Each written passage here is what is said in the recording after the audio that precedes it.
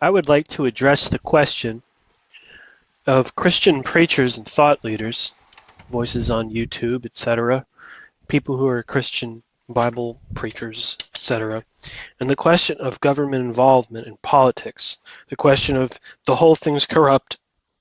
It's no different than Mr. Smith goes to Washington, so why even try? Just put your hands up and pray for the rapture. Here's my thoughts about this. Yes, the world of government, as well as the world of business, as well as the world of church, is filled with compromise, diplomacy, political correctness, and sort of sellout type behavior. Here's my answer to that. Never enter into any endeavor without some sort of a side project on the side that gives you financial independence and an out.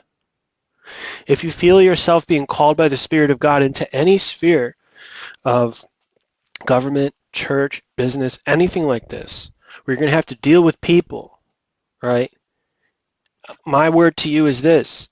Always trust in God and always have some type of a money-generating thing going on the side so that you're never going to put yourself into a complete state of compromise or sellout type behavior, okay? Otherwise, you're just talking yourself out of what God might have been calling you to do in the first place. You can't call everything compromised, because if that's the case, you're going to sit there like a bump in the log in the forest and just shoot deer all day. There has to come a time where you actually take action and have to trust God to go through with the process. And if you find yourself in a situation that's compromised, here's what I say: resign. Stop doing that job then. God spoke clearly to you.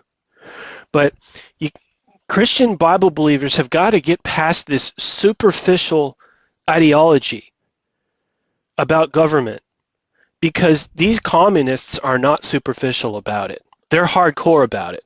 They're to the point where they want to kill and steal about it. Okay?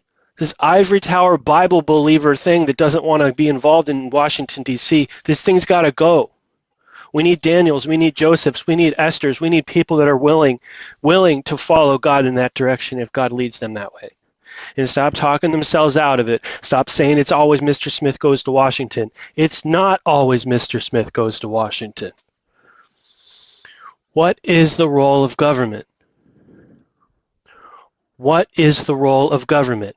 Oh, it's just people who are compromisers and are just power hungry. All they care about is power. That's all they care about. Power and wealth. That is so stupid. Read a political science book and then come away with it thinking that that's what you think the role of government is. Just wanting power and wealth. Man, think about this. Donald Trump has all the power and wealth a man could ever want.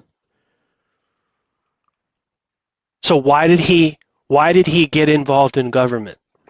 Because he wanted power and wealth? No, I don't think so. Government is fulfilling administrative duties. Just listen to the Carolyn Levitt lady, the press secretary at the White House, the blonde-haired young lady. Man, you can't listen to her for more than 5 or 10 minutes without seeing what government's all about. I haven't heard that kind of administrative docket type stuff being rattled off in 25 years of watching political news. That's what government's about.